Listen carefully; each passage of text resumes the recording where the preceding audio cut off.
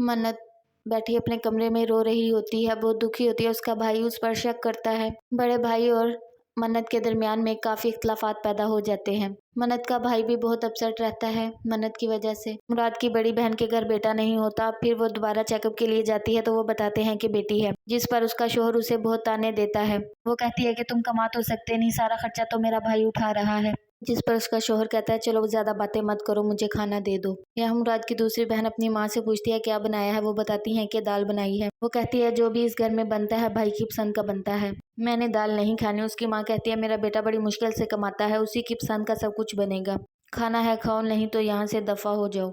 फैसल कहता है कि तुम परेशान मत हो, मैं एडवांस सैलरी लेकर मैं चाहता हूँ कि शौकत भाई को कोई काम करवा देते हैं। फैसल की बीवी कहती है कि मेरी बहन ने दुख ही देखे हैं, जैसे उसकी किस्मत में तो सिर्फ दुख ही लिखे गए हैं।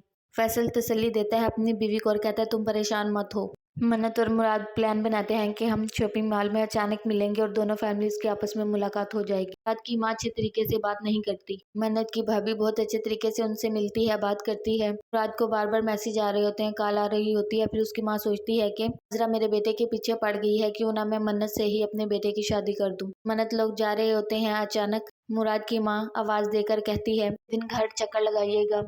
मन्नत और उसकी भाभी खुश हो जाती हैं। मुराद कहता है मैंने तो मन्नत से शादी ही नहीं करनी। उसकी माँ कहती है जो मुझे ठीक लगेगा मैं वो करूंगी, मुझे पता है तुम जिससे शादी करना चाहते हो उससे कभी नहीं हो सकती, अज़रा का तुम सोचना भी ना। मन्नत की भाभी घर आकर बताती है कि मुराद के घर वाले मिले थे, खाने पर बुलाया है। मन्नत कहती है उनके घर जाने की कोई ज़रूरत नहीं, जब रिश्ता नहीं करना तो उनके घर जाकर क्या करना है।